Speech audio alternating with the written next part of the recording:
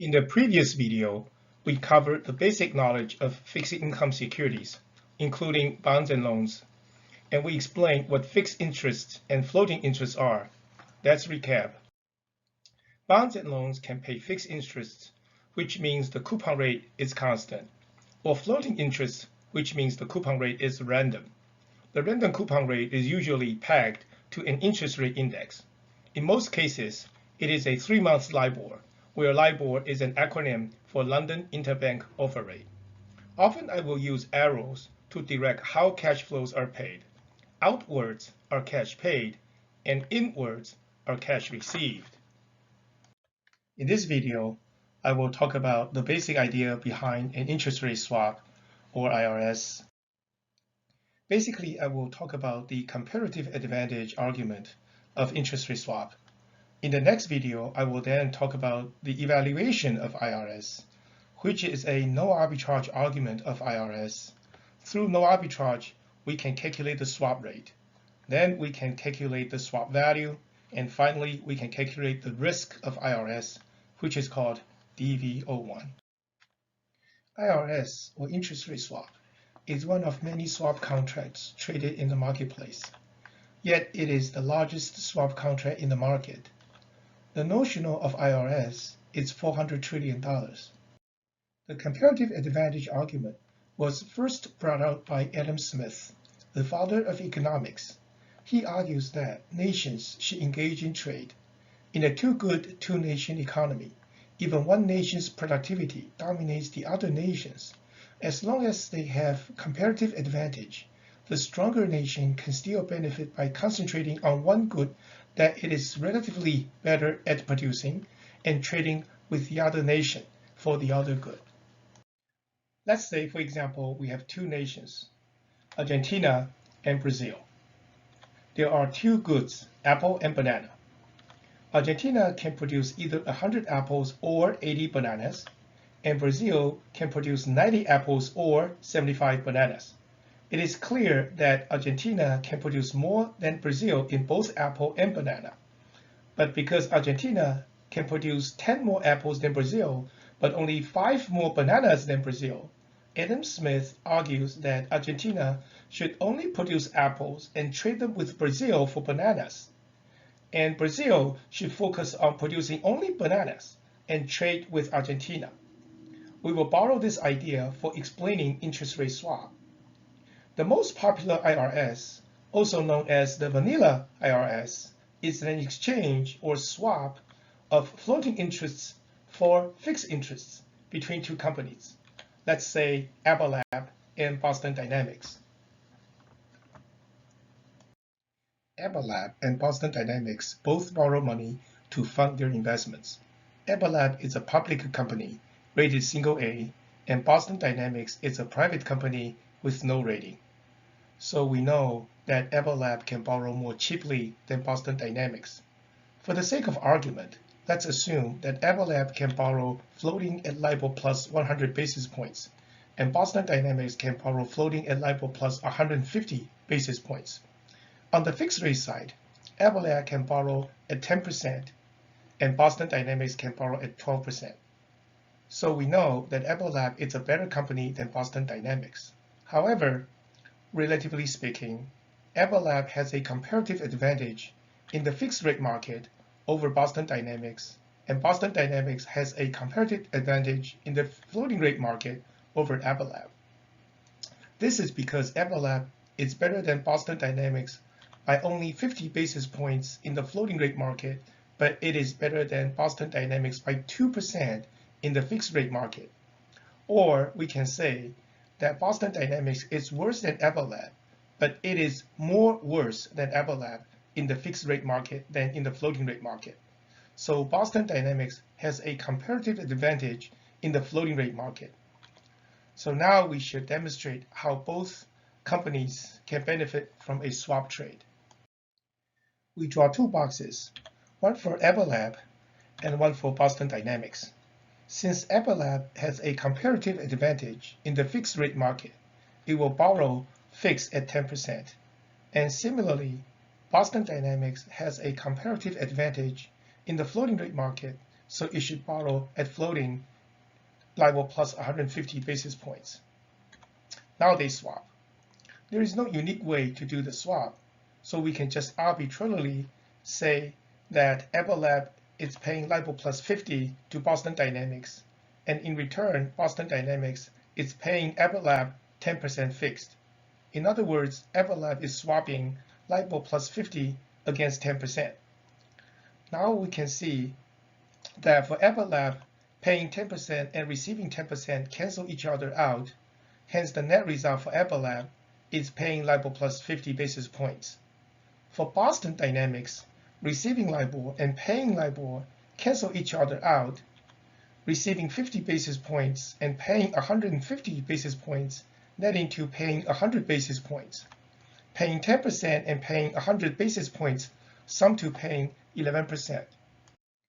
This transaction benefits both sides, even Everlab, which is a better company, larger, and more highly rated. After the swap transaction, Everlab is paying LIBOR plus 50, compared to what it would pay otherwise to the bank, which is LIBOR plus 100. The saving is 50 basis points. The saving for Boston Dynamics is obvious. It is now paying 11% fixed. This is a 1% saving compared to what it would need to pay if it borrows from the bank directly. Here, the total comparative advantage is 1.5%.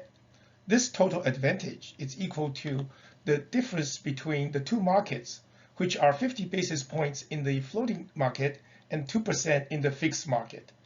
As I said earlier, there is no unique way to arrange the swap. So now let's try a different arrangement. We draw same two boxes again, and each should borrow from outside at 10% and LIBOR plus 150, just like before. Everlab now is paying Boston Dynamics LIBOR minus 50 as opposed to LIBOR plus 50, and we keep the 10% fixed as before. Now we can see that, as before, 10% fixed cancels 10% paid. So the net for Everlab is LIBOR minus 50. Compared to without swap, that Everlab must pay the bank LIBOR plus 100 basis points. This swap saves Everlab 150 basis points, or 1.5%. In this arrangement, Boston Dynamics benefits nothing. LIBOR received cancels LIBOR paid. Negative 50 basis points should be added to the positive 150 basis points to give 200 basis points net payment. Adding 10% paid results in 12% net payment. This is equal to the direct borrowing from the bank. As a result, Boston Dynamics benefits nothing. In this transaction, Everlab gets all the comparative advantage of 1.5%, and Boston Dynamics gets nothing. Dear viewer, can you change the arrangement yourself and let Boston Dynamics get all the comparative advantage and Everlab gets nothing? The answer will be revealed in my next video. In reality, Everlab is a biotech company located in Chicago, and Boston Dynamics is a robotic company located in Boston. It is hard for them to talk to each other and start a swap. A more likely scenario is that Everlab works with a local bank in Chicago, and Boston Dynamics is doing the same in Boston. These local banks serve as financial advisors to industrial companies like Everlab and Boston Dynamics. They will know what these companies need financially and provide ways to help out.